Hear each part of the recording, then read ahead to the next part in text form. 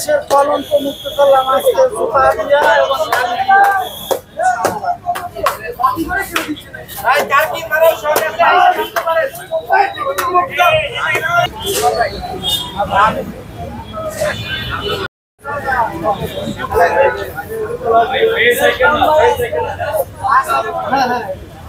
আপনার উপরে space cycle না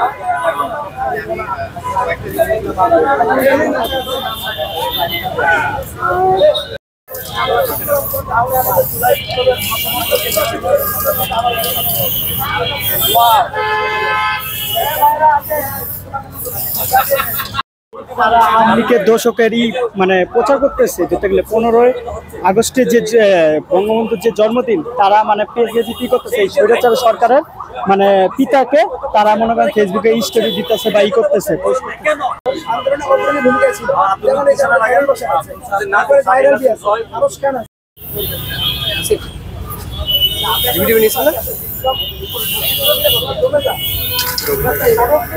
আপনারা জানেন গত বছরের জুলাইতে হচ্ছে আমাদের একটি অভ্যুত্থান হয়ে যায়। এই অভ্যুত্থানে সর্বস্তরের জনগণ, সচেতন নাগরিক যারা ছিল সবাই হচ্ছে আমাদের সাথে একত্রতা করেছিল।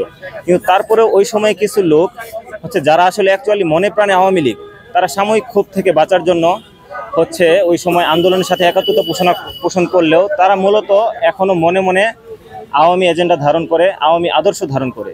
ছাত্র জনতা আছি, অবশ্যই আমরা কেউ উগ্রবাদী না এবং আমরা উগ্রবাদী কোনো আচরণ বা কোনো কিছু না করার জন্যই আমরা ওটা চেষ্টা করে যাচ্ছি। কেউ যাতে সেটা না করে সেটার এগেনস্টে আমরা যা করা লাগে যতটুকু আমাদের পক্ষ থেকে ব্যবস্থা নেওয়া যায় এবং প্রশাসনিক দিক থেকেও যতটুকু ব্যবস্থা নেওয়া যায় আমরা এটাই চেষ্টা করে যাচ্ছি, যাতে কোনো মব বা কোনো উগ্রবাদী কোনো কিছু হয়ে যাতে স্টুডেন্ট বা ছাত্র জনতার উপরে যাতে কোনো দাগ না লাগে। হচ্ছে সাময়িক ক্ষোভ থেকে বাঁচার জন্য তারা হচ্ছে জনসাধারণের সাথে একাত্মতা ঘোষণা করে, কিন্তু তারা মনে মনে সব সময় আওয়ামী লীগ আদর্শ ধারণ করতো। আওয়ামী লীগ এজেন্ডা বাস্তবায়নে তারা হচ্ছে অলরেডি রাস্তায় নেমেছে। তারই একটি ফলাফল বা তারই একটি হচ্ছে আমরা রেজাল্ট দেখলাম হচ্ছে গত 15 আগস্ট হয়ে যাওয়া এই যে একটি নীরবে বিচক্ষণতার সাথে তাদের যে কালচারাল ফেসিজম হয়ে গেল। মুজিববাদকে তারা হচ্ছে গ্লোরিফাই করতে চাইলো।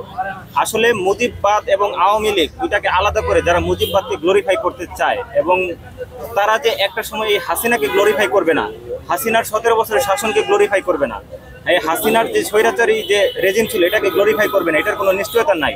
তাই আমরা হচ্ছে তাদের এটা হতে দেব না। তারই প্রতিবাদ স্বরূপ আমাদের হচ্ছে এই আজকের প্রতীকী কার্যক্রম।